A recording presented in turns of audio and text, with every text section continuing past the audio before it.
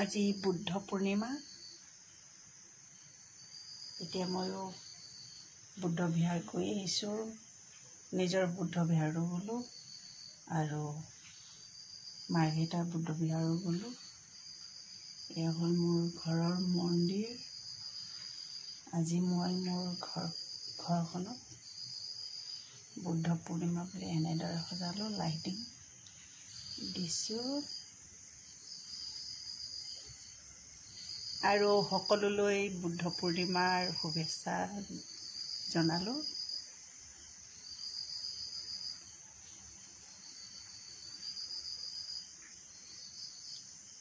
আপোনালোকৰ সকলোলৈ মংগলময় হওক। আজিৰ পৰা আজি আমাৰ বুদ্ধৰ জন্মদিন,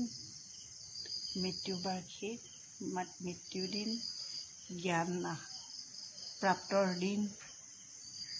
সেইবাবে বৌদ্ধসকলৰ বৰ মহত্বপূৰ্ণ দিন আজি আমাৰ। এয়া হ'ল মোৰ মন্দিৰ, ঘৰৰ পূজা কৰা স্থান, বুদ্ধ পূজা কৰা স্থান। হেপ্পী বুদ্ধ পূৰ্ণিমা। সকলোলৈ শুভেচ্ছা জনালোঁ। কাইলৈ ধুনীয়াকৈ আৰু ভিডিঅ' আপোনালোকক দেখুৱাম।